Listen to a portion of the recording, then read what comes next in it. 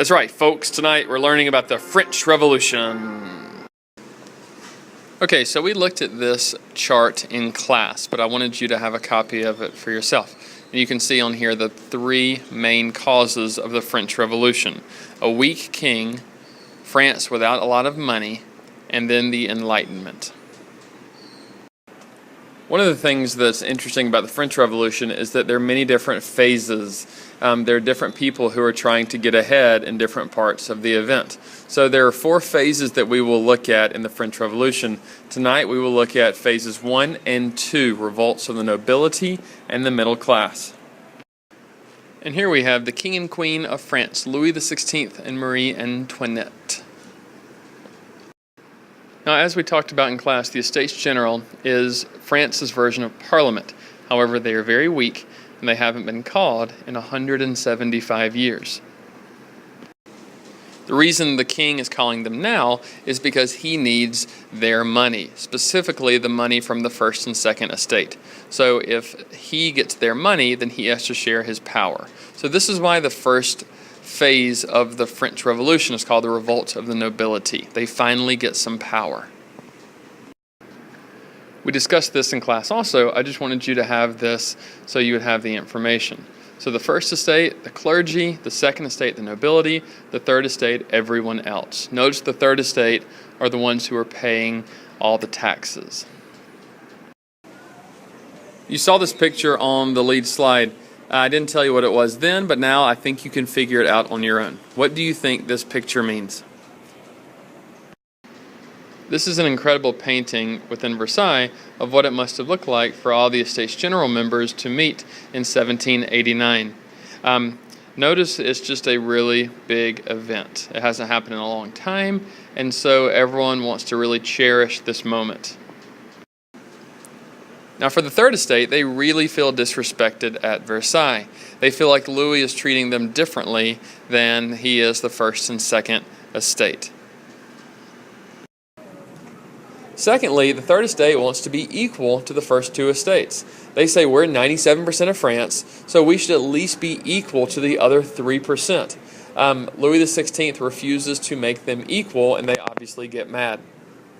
And then the final straw was when they went to meet in Versailles in their normal meeting room, and the third estate meeting room was locked. It was probably just a mistake, but they saw it as a conspiracy. They saw it as Louis XVI sending them a message, and so they left. And so the third estate, when they leave, they go to play tennis. Well, they go to an indoor tennis court, but they don't play. So the third estate will call themselves the National Assembly, since they believe they stand for 97% of France.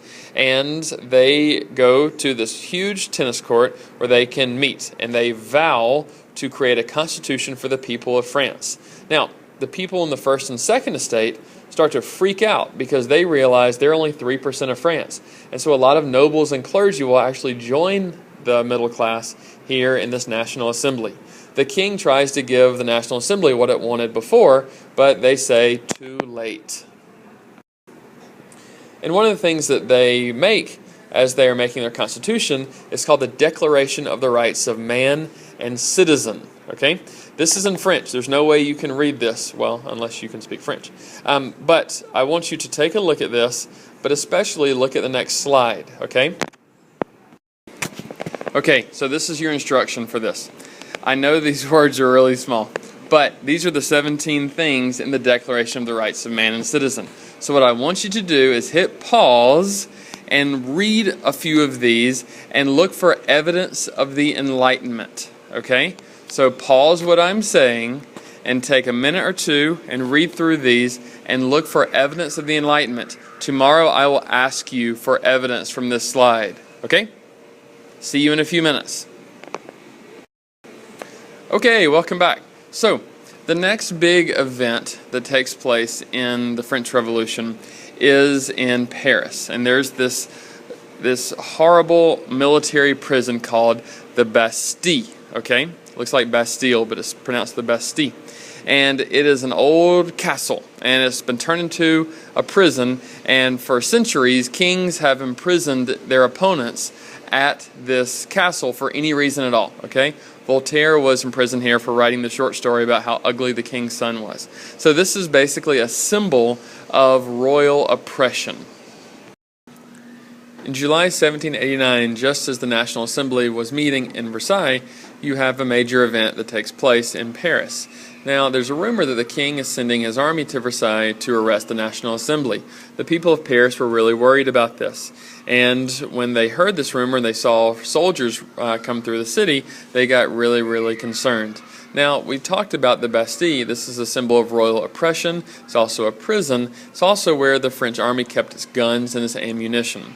So on July 14th, the people of Paris stormed the Bastille. They attacked it with more than 1,000 people to release the prisoners, to kill the people who were defending it, and to gain access to guns and ammunition in case the king did in fact attack the National Assembly.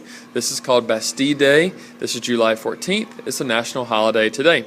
Now, in the countryside, this had a similar effect. It actually gave confidence to peasants to rise up and attack their landlords, their nobles, to burn the seigneurial dues that said what the peasants had to do for their nobles. So this is really a more violent section of the French Revolution. During this time, the French also adopt a new flag. This is called the French Tricolor because it has 3 colors. Blue and red are both colors of the city of Paris, and white is an ancient color of France. Now, if you really wanted to fit in during this time period in France, you would be waving this flag. You would have these little buttons or cockades or brooches on you that had these colors on them to show that you are loyal to this new National Assembly. So what's the king up to during all of this? Well, the king is living at Versailles, living in denial, pretending that this revolution is not happening.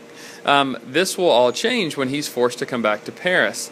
In the fall of 1789, there's a food shortage in Paris, and a lot of the food vendors get really upset, and they march out to Paris. They're led by these big, muscular women who sell fish in Paris. So they're big, and they're strong, and they have sharp knives. And they demand to see the king in order to get food. There's so much food at Versailles, and they are hungry. And so the king refuses to see them. They freak out. They attack the king's guards. They kill some of the king's guards. They actually invade the buildings at Versailles, and they run through the buildings looking for Marie Antoinette to kill her, looking for the king. And eventually, for his own safety, he agrees to their demands. And so he agrees to go back to Paris with them. He also agrees to give them all the food he has at Versailles. As they are marching him and his wife and family back to Paris, they start chanting, "We have the baker's wife, and the baker's son." So this king of France that was once called the Sun King under Louis XIV is now a common baker. As you see on the slide, there are also some other major changes that are taking place.